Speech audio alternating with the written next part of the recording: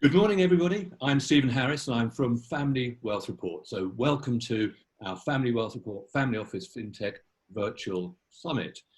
Now, we have a great panel for you. It's the second panel that we've done so far in this virtual summit.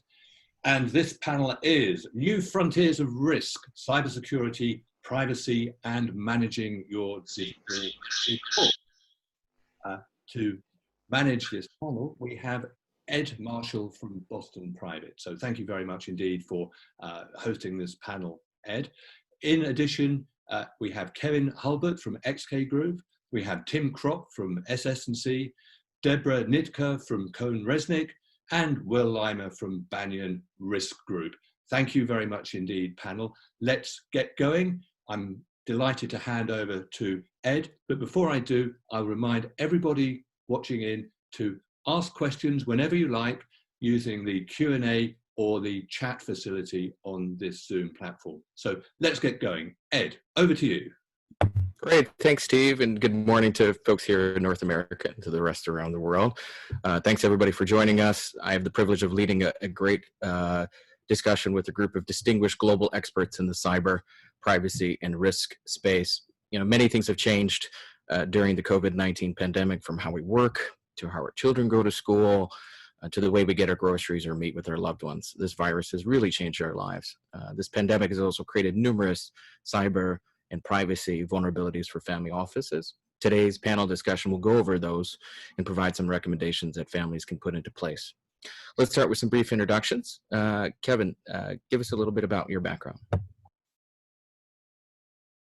Good morning. I'm Kevin Hulbert. I run XK Group, which does business intelligence and security consulting. But before that, I was career CIA in the fabled director of operations, finished up my career as senior advisor to the FBI for counterterrorism, and currently sit on the President's Intelligence Advisory Board.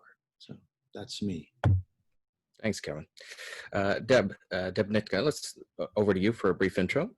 Oh, just a brief intro following Kevin's CIA career. Hey, everybody, I'm Deborah Nitka. I am one of the delivery leads over at Cohn Resnick, focused on cybersecurity strategy and privacy advisory. Happy to be here. Thanks, Deb. And Will Limer, over to you for a background. Hello there. My name is Will Limer. I serve as Managing Director at Banyan Risk Group, like Eddie mentioned, where I help lead the digital security practice. In terms of professional experience, I previously served as a political aide in the Office of the Prime Minister of Canada, and also served as a military officer. And today I have the privilege of working with family offices globally. Great, thanks, Will. And Tim Kropp, a little bit thumbnail about your background, please. Sure, my name is Tim Kropp, and I'm the Global CISO for SS&C. Prior to joining SS&C, I was with Bridgewater for several years. And then prior to that, I've been in the electronic exchange area of FinTech for close to 16 years. So background mostly in technology, and that's the perspective that I'm bringing onto the call today. Thanks, Tim. So Kevin, let's start with you. Given your focus and your previous experience, you have a unique ability to see risk through a lot of different jurisdictions, a lot of different parts of the world. How well do you think family offices were prepared for this pandemic? I think family offices were like individuals and companies writ large. Some of them did very well, some of them did very poorly, and a lot in the middle somewhere. You know, aside from considerations like having a balanced portfolio and hedging your risk and estate planning and that kind of stuff, which people like you are far better to opine on than guys like me. What I thought interesting was that a lot of people on the tactical level kind of foundered. And I'm talking tactical stuff like, do you have a plan? Do you have an emergency plan? Do you have multiple ways to contact your loved ones? Do you have an emergency supply of food on hand? Do you have water? Do you have flashlight, candles, that kind of stuff? I mean, these are basic qualities of life issue that, and by that I mean you sleep a hell of a lot easier if you've got that stuff on hand and you're prepared. So that's where I think a lot of family offices could, and a lot of families could do a lot of stuff. And then on the cyber stuff, I mean, it's a great time to take stock of where you are on some cyber hygiene things as well, especially in this time where people have got a lot of time on their hands. It's good to look through, see what you've got on social media, see what you're doing on emails, that sort of stuff. Great, thanks, Kevin. Deb, a follow-up to you. Did you see any families put in some best practices or any preparation before the pandemic that from your client base? Yes, it's been pretty interesting. I think that what we've seen is that family offices have really taken this opportunity because they're a lot more nimble than the highly regulated industries. They were able to really adapt pretty quickly. They were able to take their workforce remotely in a more secure manner in a shorter period of time. Great. Well, let's step back and look at security in general for family offices. What's changed now in light of this pandemic and perhaps going forward? Yeah, good question, Eddie. So from my point of view, as a result of COVID-19 media coverage and the accompanying focus on various forms of threats from criminal actors, which has intensified as a result, there's this enhanced realization that cyber threats are very real. I sometimes say that cyber is a bit like pixie dust. It can be a bit difficult to fully appreciate, but it becomes a very tangible thing when you felt the pain or panic or sting from it. And human observation is that we tend to place importance or priority on items that are increasingly and repetitively highlighted. And as a result of these shelter-in-place restrictions that we're all abiding by, there's a captured audience where various forms of cyber threats and attacks are being openly discussed on the news. So, a simple example of this is we've seen several very convincing coronavirus-themed emails purporting to be from official government sources, as well as websites constructed to steal personal information or even install malware, which is malicious software on computer systems to gain unauthorized entry or destroy information or steal it. So these are threats that many individuals have been made aware of, especially recently. So what has this done? This has generated increased realization, in my opinion, in my experience, amongst family offices, because family offices are increasingly contacting me, and they're doing one of three things. They're battening down the hatches and taking preemptive measures as a result of these stories in the media. They're responding to an incident involving either a principal or an executive team member, because cyber attacks have intensified because many of us are increasingly working from home. Or they're seeking counsel on how best to protect one of their operating or portfolio companies who typically have relied on IT personnel to defend their systems against advanced threats. So you asked me what has changed for family offices, and what has changed is really, in my opinion, an increased acceleration to act and to protect their digital data from theft or damage, which ultimately contributes to the protection of their legacy. Thanks, Will. Tim, Will mentioned the increased working from home, as can be witnessed by all of us doing that today. What risks do you see for family offices and the executives that are working with them in terms of how to protect themselves when they're in this kind of a remote environment? I liked what Will was saying, which is the three things of increased realization: securing their existing estates and what they're doing for their businesses, just focusing on how they're securing their existing operations, responding to attacks that are actually active and in progress, and then obviously seeking counsel is the third thing that Will was saying. I want to focus on the responding for a second, because what Will had said about COVID-19 and fraudulent sites, as well as potential malware distribution mechanisms, is a very real thing. And that's kind of more of the opportunistic threats that are out there. What I've been seeing in the work from home circumstances is cyber criminals actually trying to take advantage of the work from home current state of affairs.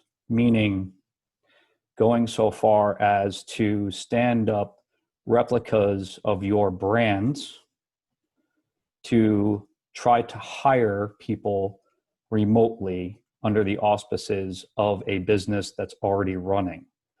And so these are things to be mindful of as you're navigating work from home circumstances. Things you can do in those circumstances, for example, are protect your brands, protect your domains, protect your namespaces, go out and try to figure out whether or not these things are being used fraudulently. For example, your social networking profile, how you're using email, any differences in the exchange of them. It's similar circumstances to when Sandy and the hurricane hit New York City, where this was used also in a state of emergency to have people try to respond to the urgency of the situation. So in work from home, be mindful that it's no different from working in the office from a security perspective in some respects. You'll still see these types of activities attempted when you're on your own internal corporate infrastructure. What we're seeing now is a trend of using the work from home circumstances in order to get people to engage to the urgency of the situation. So be mindful of that, train your employees and your staff of that, ask them, to raise awareness or escalate if they've seen any of these types of circumstances so they can, in some cases, they can be prosecuted. Great, thank you, Tim. Kevin, you mentioned a little bit about cyber hygiene, and Tim gave us some of his feedback on that. How can people do more of that, and how have you seen people engage in training when we are in a remote environment like this? Yeah, I mean, there's a lot of stuff you can do on your own. What's interesting is that a lot of people are running massive email files where they haven't cleaned that stuff up in over a decade. My wife's included in that group. I just made her do it this past weekend. But social media is a big Achilles heel too. And what I've got some high net worth clients, and for example, one got into had a lot of issues because stuff came out publicly about his untoward behavior, coming out in emails from 15 years ago. 15 years ago, he was a single guy and he was doing, single guy stuff and wrote some stuff that was kind of untoward. Now, 15 years later, he's married with 3 kids and he's a distinguished, high-level executive. And the fact that he had all these old emails that were embarrassing, frankly, more than anything, it was nothing criminal. They were just hugely embarrassing. And it was completely avoidable if he had done any sort of cyber hygiene and had not saved, all emails going back 15, 20 years. Likewise, I've got a client who said, when you look into what my kids are doing, they assure me they don't have any social media or anything. Well, there's hardly a high school kid in the United States of America who doesn't have Facebook or Instagram or whatever. And so sure enough, we discovered some social media for these kids. And some of it was really quite, was the kind of thoughtless stuff that 15-year-old kids do, frankly. And, but these are kids that it probably would have come out as a story in the New York Times or People magazine or something. So we were able to get that offline quickly. Kids do this stuff. They don't even realize that it's basically a public record and it's out there forever. So that kind of stuff is just basic cyber hygiene 101 that's important. I also do background investigations for companies. And I can tell you that we've looked in, as a matter of course, when we're doing these background investigations, we'll look at someone's social media profile. And there are some, businesses that you're going into or you might want to go into, whether you're, going to be a law firm representing big important clients or other things, where some of those posts you made, when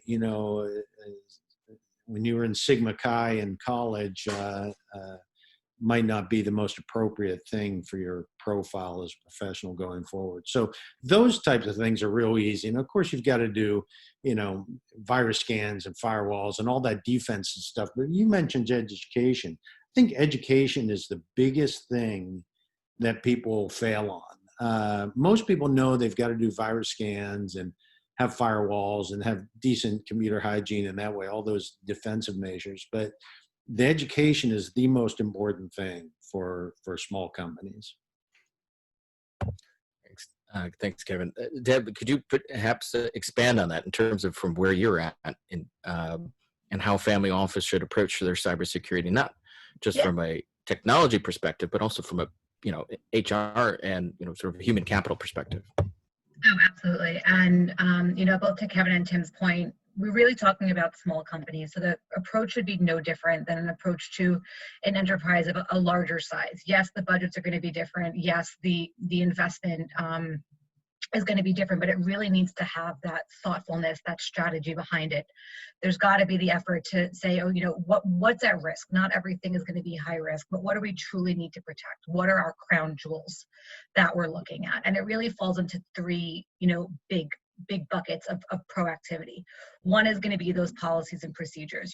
What are we protecting? How are we protecting it? To Kevin's point, how long are we keeping information alive that we really should have destroyed previously? Two is going to be what are those defensive controls that we can put in place? And sorry, that was number two. And three really is how are we educating our people? 64% of issues that companies face from a cyber perspective happen between the seat and the keyboard. So how are we truly looking at our folks, both those that are supporting the administrative side of the family office and the principals themselves? How are we educating them to say, you're giving your information away for free? Don't click the link that looks like a free Amazon gift card that's come through. How are we really educating, especially in the next generation? Hey, you know what? Don't take a picture of your boarding pass that you're going on a plane, complete with your name and your record locator number. Somebody could likely switch your flight on you or cancel it. It's not information that needs to be put in the public eye, and there's got to be those controls that are in place to educate people and say this is absolutely not going to be acceptable behavior, and this is how you are going to take that onus upon yourself as well to help protect the organization as a whole. Well, so in terms of this, we've talked about the cyber angle, and we've talked about other pieces of this overall security for family offices. How far should a family office privacy and security program extend? I mean, given everything that we've heard, including the issues that major Fortune 100 CEOs have faced on mobile attacks against their systems. Good question, Eddie. So it should extend to everybody, but a bit of background. And I always cite these metrics, but I think they're important. Globally, 1/5 or 20% of family office executives report that they have knowingly, so I emphasize knowingly, suffered a cyber attack. So in reality, the number is probably much higher because cyber operations are often covert or unnoticed, especially the advanced ones. And so a large proportion of cyber attack victims are really unaware of the unwanted presence on their systems. And I can personally attest to this.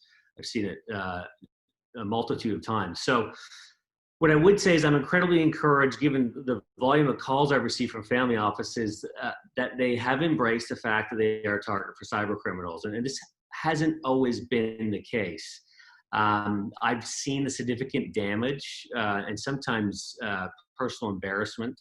And one of the other panelists spoke a bit about this, that a successful cyber attack can have. And fortunately, at least in the past, family offices didn't tend to act until that, I use the term pain and panic a lot, they experienced that. So it's important to be proactive. It's important to work with cyber security specialists. A modest investment today will pay dividends. So this means have an audit or a cybersecurity assessment on your computer systems, know where the vulnerabilities are, to have the systems monitored and responded to by cybersecurity professionals. I've used this analogy before, but in the same way that family offices listening today wouldn't leave their investments in the hands of an unseasoned professional, without specific specialty, it's important that they make the distinction between IT and cybersecurity. Both have their important, distinct role to play, but I just encourage folks to engage a cybersecurity professional. So a robust family office security program should resemble a ring. And everyone who works or belongs to the family should really be inside that ring, regardless of age, role, responsibility, location. This ring should also extend to all residences, vehicles, air and marine. Additionally, everyone who serves or supports the family should also be evaluated and assessed for risk. Great, thanks, Will. Deb mentioned, oftentimes the issue can be between the seat and the keyboard. That's a great analogy to it. Kevin, in your experience, how much of this is a human error element? You talked a little bit about it with some of the families that you've worked with, and beyond cyber. I mean, in other security and risk management issues that family offices face. Yeah. No, it's absolutely a lot of human error. It's like flying. We build these great planes, but most flights go down because of pilot error, and it's the same way with cybersecurity and that sort of stuff. Deborah said a couple things that really bear repeating too, and one is identifying the crown jewels is really important. Identifying what exactly it is that you're desperately trying to protect. Vitally important. Let's face it, 99% of the stuff we send over email is who cares, stuff, scheduling meetings, other things like that. But if you're running a big pharmaceutical company and you've developed a breakthrough drug that's going to be $1 billion industry, for goodness sakes, don't send it over email. I tell clients that all the time. If your business model rests on something really secretive, whether that's, the secret recipe or, a drug or whatever, I tell clients all the time, for goodness sakes, don't send that stuff over email. I do a lot of work with law firms, and I do a lot of work with law firms because law firms, I think, are, they deal all the times with clients with problems, frankly. And the lawyers are really good. I learned a lot from working with the lawyers all the time, in that they'll always, if something's really sensitive, they'll always say, why don't you give me a call on that? I mean, so many people write these emails that are going to be hugely embarrassing, or they get wrapped up in the discovery in a lawsuit later and that kind of stuff. So the lawyers all the time will say, why don't you give me a call on that? And so it's a lot better to have phone calls, which are much harder to intercept than emails, which are treated poorly and tend to reside on people's servers forever and ever and ever, and you lose complete control of it, and it gets forwarded along and that kind of stuff. So a lot of this stuff is pilot error. If you have better hygiene and better practices, you're going to be a lot better off. Thanks, Kevin. Tim, let's switch gears a little bit and talk about sort of privacy and all of the fintech and technology that's surrounded by family offices that they engage on an operational basis. I mean, the fintech ecosystems being very, very interconnected, and it's incredibly fast moving, new innovations coming out. How should family offices consider this as they're looking at new vendors or new capabilities from both a privacy and a security perspective? Sure, and there's a question from some folks in the audience that maybe we can tie up into this about data and how to, if you go above the typical hygiene that's being talked about on this panel, what are some of the steps that you can do to protect your data in what I'm seeing as like public cloud? So maybe I can try to figure out how to weave that into this topic. You're asking about vendors and acquiring vendors and the technology ecosystem at large. And I want to take that aperture and bring it down a little bit to fintech. And my experience in fintech has several decades now. The evolution has been of the technology capabilities in the financial services ecosystem has, for the past 2 decades, been just constantly accelerating. And today that's no different. We have things like peer-to-peer payment systems and blockchain technology and distributed ledgers that, are becoming more mainstream. just like a practical suggestion when you're trying to select technology vendors. One, make sure when you're engaging in the vendor that they have security and privacy at top of mind for their products. Ask them about their strategy. What do they plan on doing to evolve or transform the ecosystem? A lot of fintech providers, some have been around for a pretty long time. And with that, they bring products to the market that help folks solve business problems. And some of them are in an evolutionary state. In other words, they're being transformed into more modern ecosystems. Understand what that looks like when you're going in eyes wide open, and ask specifically, how are you protecting the security and privacy of my data? What are you doing to be good stewards of it? And how can you become a partner in that aspect? Another suggestion that I have is a very practical one, which is ask for help. Go to those vendors and treat them as if they were going to come and be consulting providers for your firm. What would you do if I needed a security officer, for example, and how would you help protect my firm and my data? And see how they're thinking through some of the technical solutions, and some of them are very important because when Will and Kevin and Deborah, when we're talking about preventing, detecting, and responding, simple hygiene like your email protection is one thing, but actually understanding where the crown jewels are, being able to vocalize and articulate where that is, what are you doing and how are you protecting that data from threats, being able to actually walk you through all of those things, I think is table stakes when you're selecting vendors. And so my recommendation would be make sure those table stakes are very transparent. And I'm going to just navigate over to quickly, the question is on the table, how do I know when I'm putting my data in a public cloud, is it going to be safe? Okay. What type of data is it? Is it needing to be protected in certain levels that other data isn't? Can you separate and isolate that data? Is it encrypted in transit at rest? When you put it into the cloud, do you know that all of the ancillary configurations that are around it are actually configured to make sure that you can't access the data that is encrypted at data and rest? And so the layering methodology comes to play. And it's the same in the public cloud as it would be if you were to layer on your own personal computer. So very important to think through those things. There are definitely mechanisms for you to tag and label things in public cloud providers. From a technical perspective, those are available today. And if you're concerned about that, you should look to those solutions to see how they can be brought to bear on protecting your information.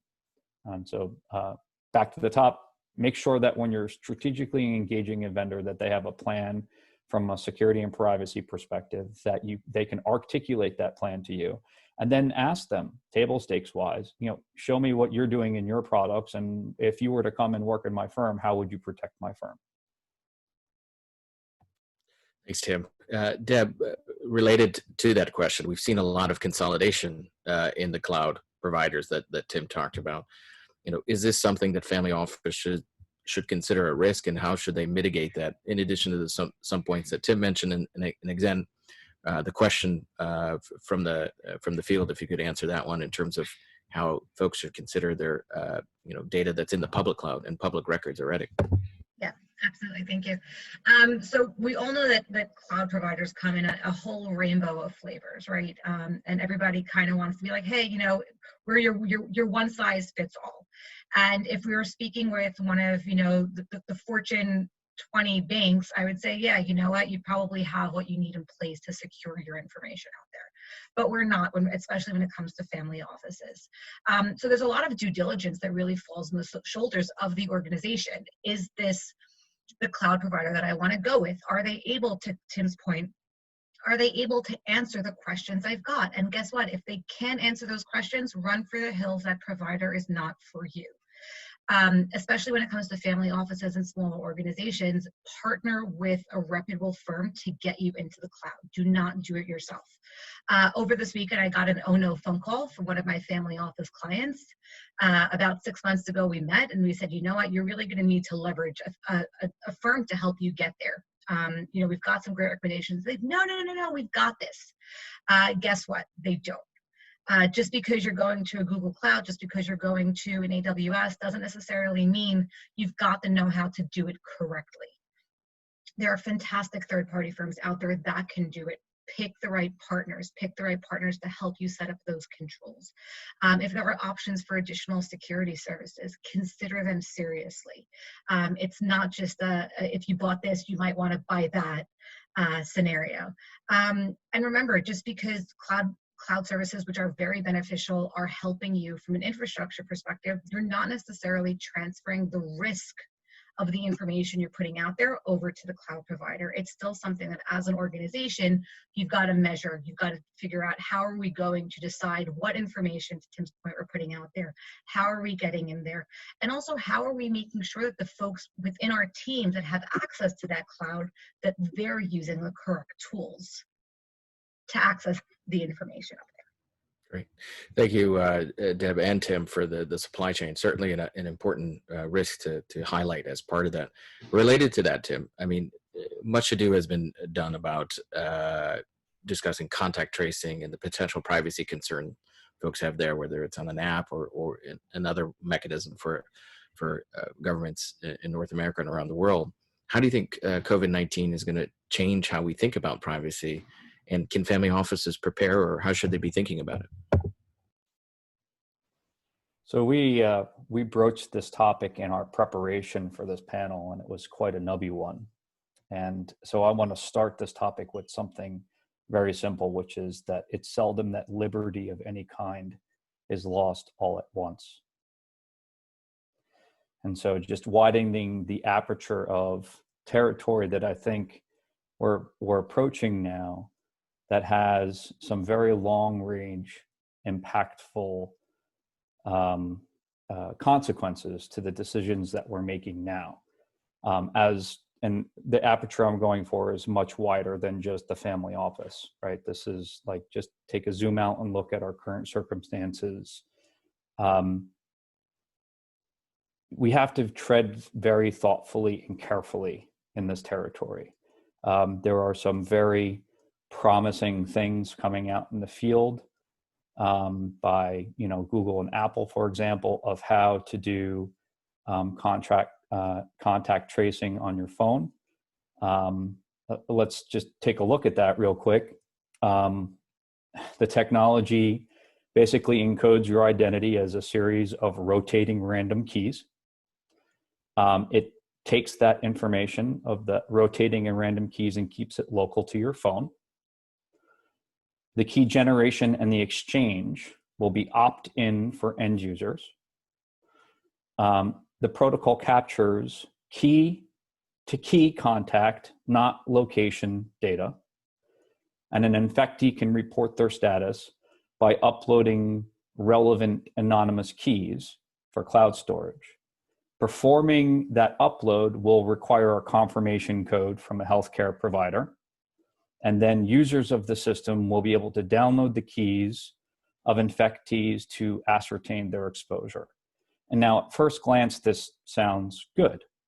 We can have protected information shared about someone that, Alice and Bob are sitting on a bench somewhere in Central Park in New York City. And, days later, maybe Alice and Bob will know whether one of them is infected or not. The big problem I see with this, not only for family offices, but at large for us as people that need to make decisions about what we do with our data, is that it could very easily turn into something where we are oversharing lots of information.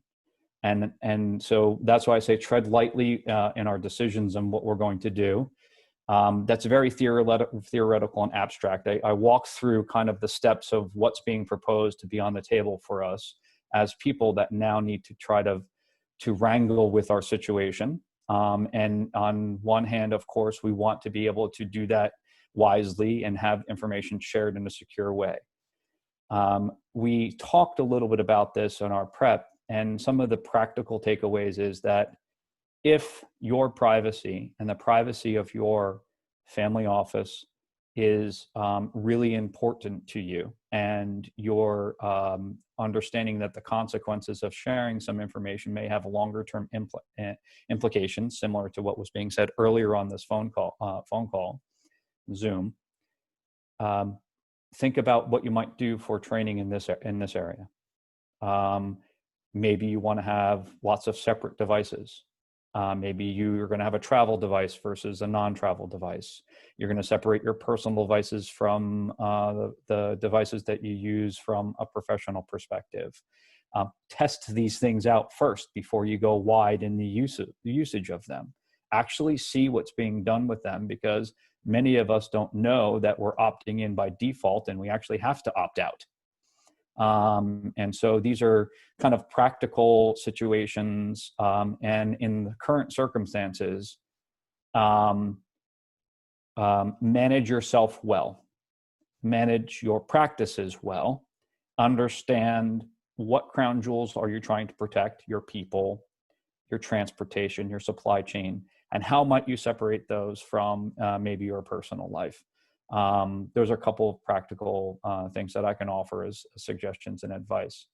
Make no mistake, this is, in some respects, it's uncharted territory, and the information that we're about to expose to one another. And folks are thinking through the data science aspects of this pretty well and how to secure it.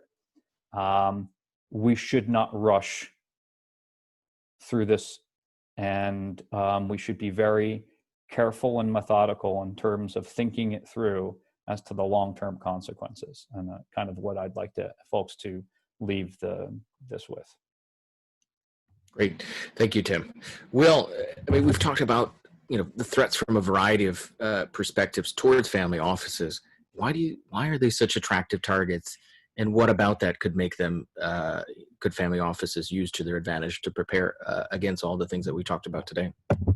Eddie, I love this question because I get to be blunt, because I've been asked this before, and I'll maintain the same response. Family offices are increasingly targeted because they tend to be easy targets, and that has been the perception, and now that is changing, and I'm seeing that shift, which is good.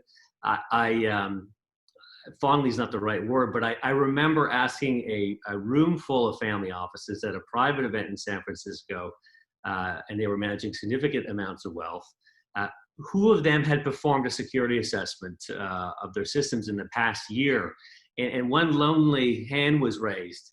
So this tells me there's a room full of folks managing significant wealth for some very prominent families who are not aware of their cybersecurity vulnerabilities, and the unwanted visitors potentially on their network monitoring some of the interesting things they might be working on. So hackers love two things. They love low-hanging fruit and the path of least resistance. There are over 10,000 family offices globally. They're managing over $4 trillion in assets. That may have changed a little bit given current circumstances. But despite that significant dollar amount, they're normally not operating with the same level of cybersecurity protocols and systems that their portfolio companies would maintain.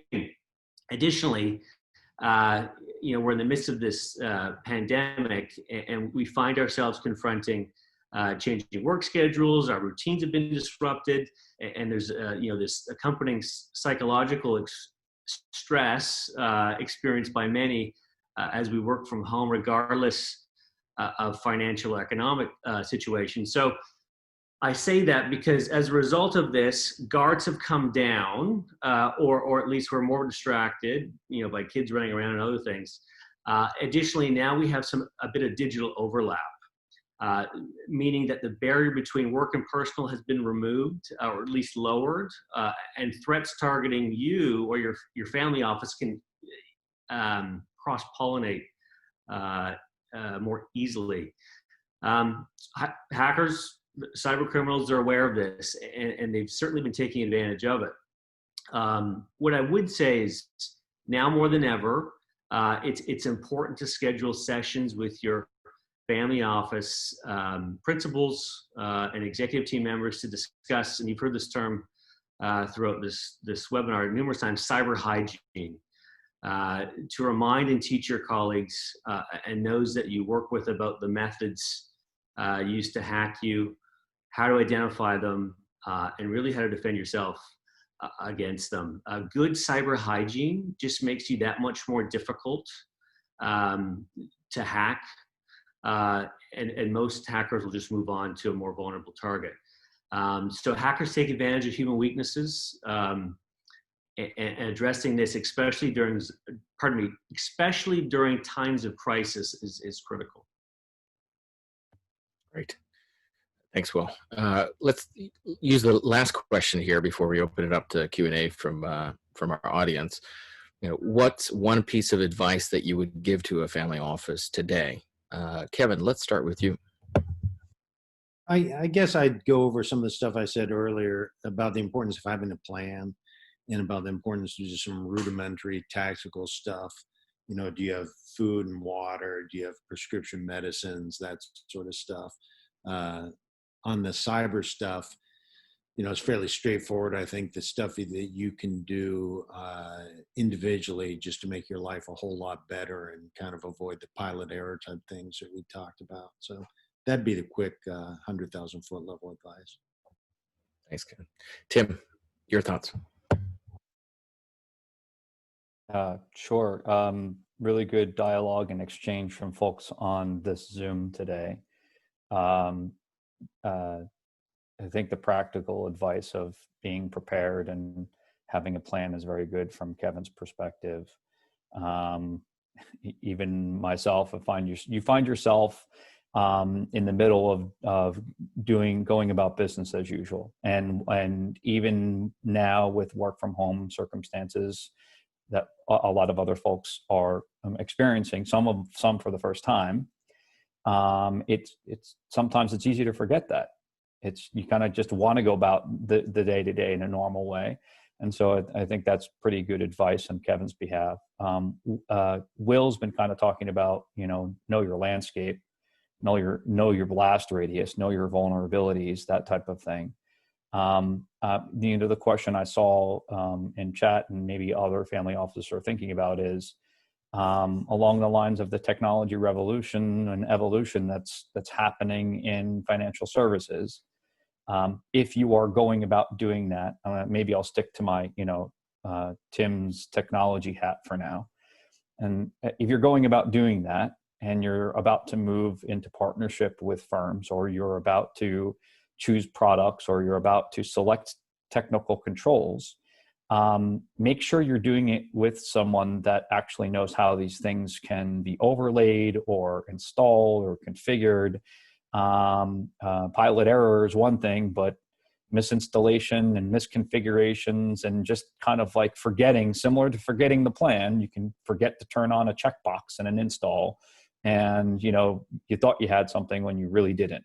And so make sure you're skiing with somebody that can help you, and that they can be brought in as far as expertise goes to make sure that you're tuning things the way they need to for your business. Thanks, Tim. Deb, what's the one thing that you would recommend family offices consider? Yeah, so with all the chat of the low-hanging fruit, the strategy, know your partner, I think it's really important also to remember the secondary level of threat. We live in a world today where every device is ubiquitously on all the time, collecting and parsing and passing your information. Know what devices are in your presence. If it's an Alexa or a Google Assistant or an embedded heart device, all of those tools that make our life easier are still a threat. They're still a risk, and they can't be forgotten. It can't just be cyber in a silo. It's got to be this broad understanding of the entire landscape. Great. And Will, to close this out, what's the one piece of advice you'd like to leave family offices with today? I have to laugh at the Alexa thing that Deborah mentioned, because I'd worked with a prominent family who was building a new home, and they were surprised to learn that Alexa could be hacked.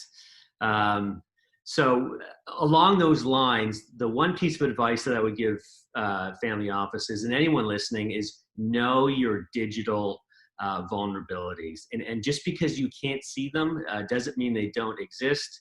When we perform these assessments for folks, they're always very often surprised at their vulnerabilities. And but they also benefit from the peace of mind that comes from knowing what those are and the fact that they've been addressed and they're no longer exposed in the way they are. So again, know your digital vulnerabilities. Very easy to have that performed, but it pays huge dividend. Great, thanks, Will. So we'll open up to Q&A. If you haven't submitted your question through the chat, please do. One question that I see here is, how does a modern family office deal with vulnerabilities in responding to AML KYC requests? That could be from a perspective of a multifamily office that's building, bringing on clients, or maybe even families that are working with each other on deals or other projects that come together. So I open that up to our panelists. Oh, sorry. We do that sort of research, know your client, and I'm on the money laundering all the time. I do it for big law firms, and I do it for a lot of companies as well as individuals. I've seen more high net worth people get themselves into trouble more quickly by not knowing and understanding who their business partners are. High net worth people get preyed upon all the time to invest in this or that. I had a client who lost tens of millions of dollars investing in a company whose business line was, believe it or not, alchemy. Alchemy is in turning lead into gold. It didn't pan out, lost everything. So it's very important to know your client. Not only from the perspective of you don't want to get into bad business relationships and lose money, and not only from the perspective of there's great reputational risk to the family office, but also you've got legal issues, Foreign Corrupt Practices Act, the anti-money laundering legislation, the UK bribery index, and especially doing business abroad in different countries. I see clients all the time get jammed up on that stuff. So they should really, get some help and reach out to somebody and get some due diligence done on their prospective partners. Great. Thanks, Kevin. Deb, or Will, any follow-up comments to Kevin's response on the KYC front?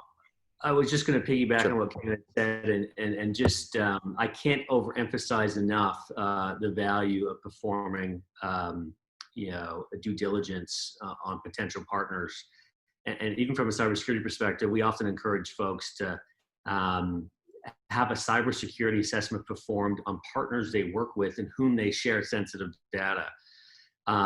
It's great if your systems are secure and you're not leaking data and you're taking all the right procedures and steps.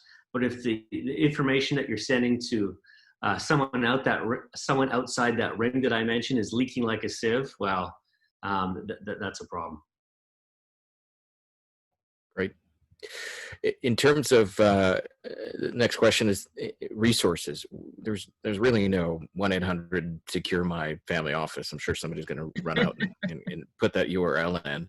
Where do family offices go for some good intel on what they should be doing other than chatting to all of you?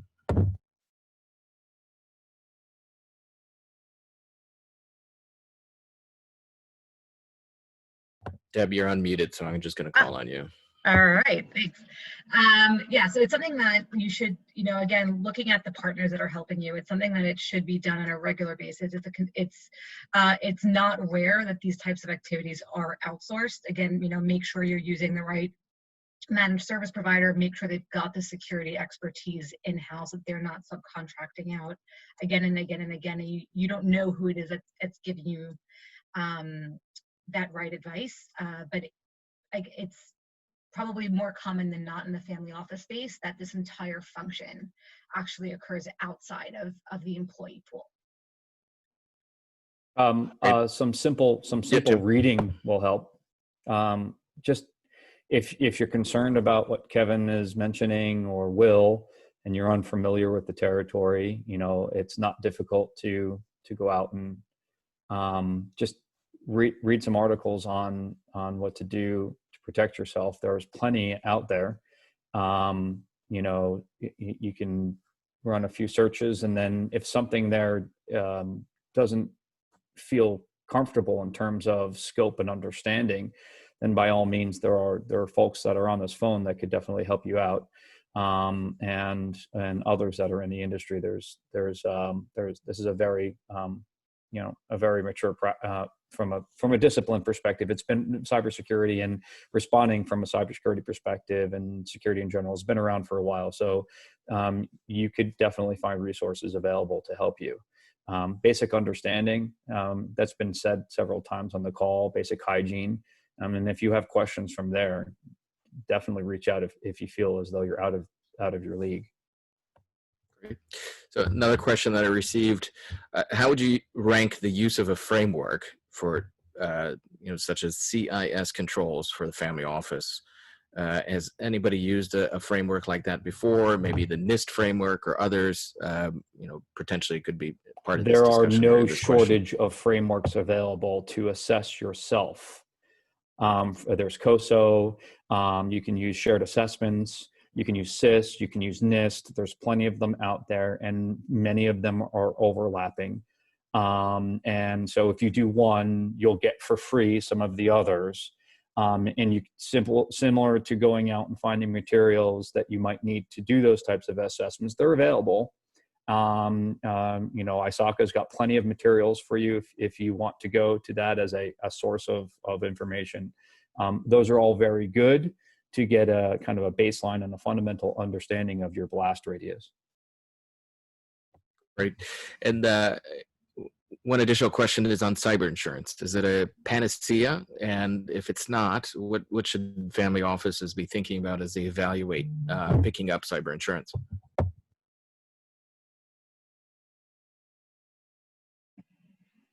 for me? You're unmuted. Go for it. All right. So yeah, it's something that, again, once you don't go out there and buy blanket cyber insurance, it probably will not be fruitful for whatever purpose you're hoping that it stands up for. It really is a very nuanced practice. It is something that you should consider, absolutely, again, depending on have you identified what it is that you're trying to protect, what expectations you have of that policy to come to your aid.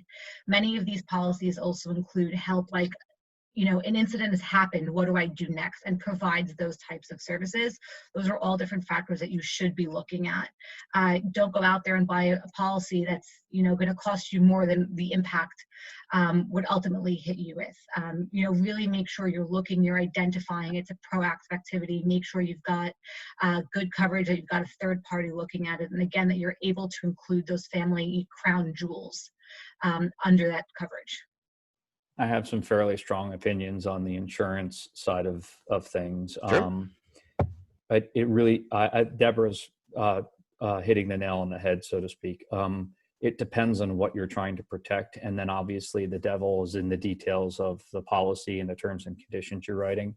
In some respects, you might be better served, and this is just my opinion, you might be better served if you're looking at cyber insurance to get some sort of broad malware protection, LifeLock type of thing in place as a very broad sentiment for how to protect your assets. And the other thing is, my opinion, might be even more fruitful, is get a retainer with the firm. Get a consulting provider where you have a retainer with them, and they're a standing kind of partner for you.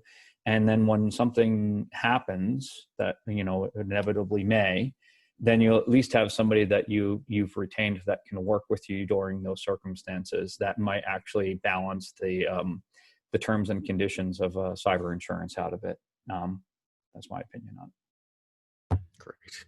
Thank you, Tim. Steve, any additional questions from your end, or otherwise I could turn it over to you to close us out? I had some questions. They've all been answered. So thank you very much indeed for that. And what a brilliant panel. That was packed full of information, ideas, recommendations, thoughts. You were all fantastic.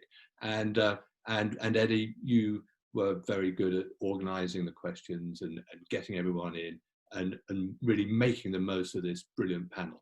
Thank you very much indeed. Thank you, audience, as well. You came up with some great questions. Thank you very much indeed. So I think this has been a success. Brilliant. Thank you very much indeed. Everyone who's been involved in this, it's been a pleasure working with you. Thank you very much indeed.